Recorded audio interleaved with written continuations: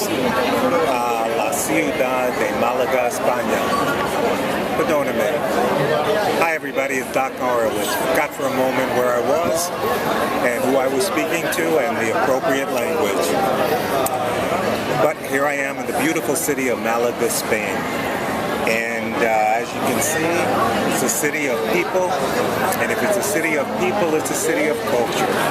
I like to travel extensively because I'm very interested in the ways that people from all over the world are different, their values, their customs, their personalities,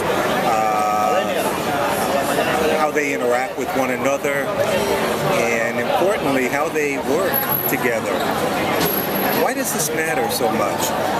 Well, I like to bring home insights and epiphanies that I gain from looking at different people and how they're different, and in many ways how similar we all are. So we do this because in our upcoming module in learning, we're going to explore that issue of culture. I call it culture. It binds us and it blinds us. And ultimately it determines whether or not we are successful as both professional leaders and in our personal lives. So this thing called culture, where is it? Where did it come from? In other words, how did you get to be you and how did I get to be me? Something I call cultural programming. Some of what we believe and some of who we are is natural. We inherit it. My age, my gender, even my personality characteristics, my race, ethnicity, much of that is inherited. Not much you do about that, but it does play a role in making choices, some of your preferences, and so forth. But I'm much more interested in that whole larger area that is in fact learning. It's the learning that we gain from our background as we grow, as we evolve from children to adults.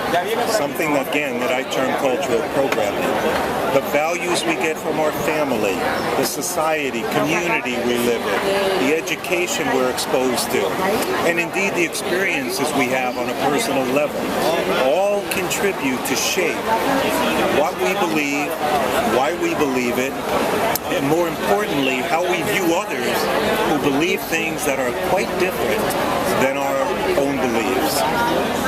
And this is the challenge, particularly now more than ever before in the history of our species. The world is becoming smaller and smaller and smaller. We use terms like we're interconnected, the global economy, and indeed through the magic, if you will, of technology. One of the reasons I can talk to you now from Malaga, Spain, has created a closeness and a connectedness as never before.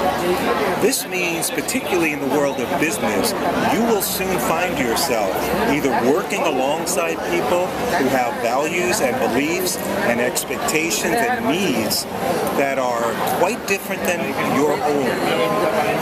And certainly if you're in an international business in which you are trading and negotiating overseas with other countries, you will indeed find yourself interacting with cultures that may not only be different, but highly competitive with the values that you've inherited or you've acquired. So how do we deal with all this diversity?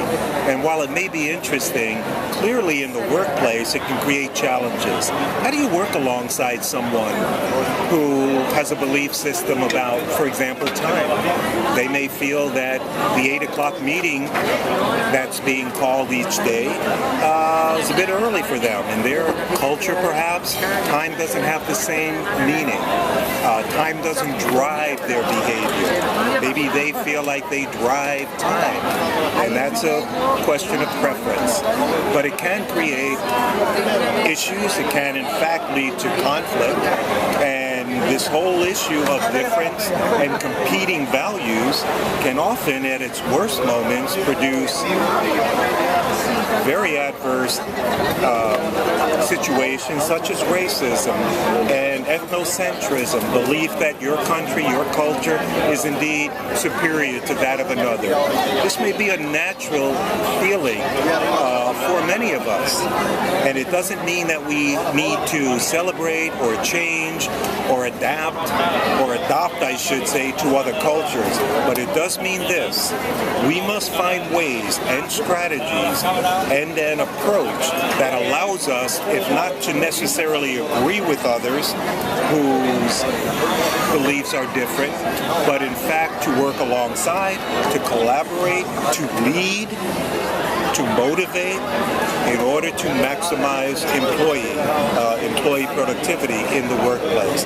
The truly genuine goal of every leader.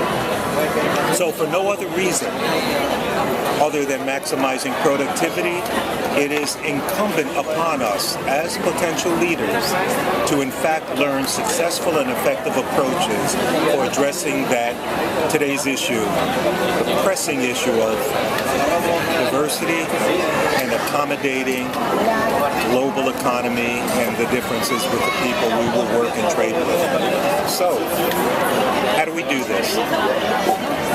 In our approach, we're going to hear a new term for many of us, and it's called cultural proficiency.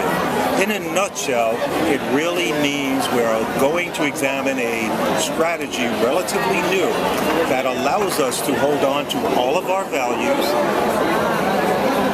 while understanding and reasonably accommodating others in the workplace for the sole purpose of meeting their needs and expectations in order to maximize their productivity and maximize yours at the same time. So, coming up next, culture. It binds us and it blinds us, and it ultimately determines whether or not we're successful in our professional and personal lives. Until then, adios, hasta mañana, goodbye, and see you online.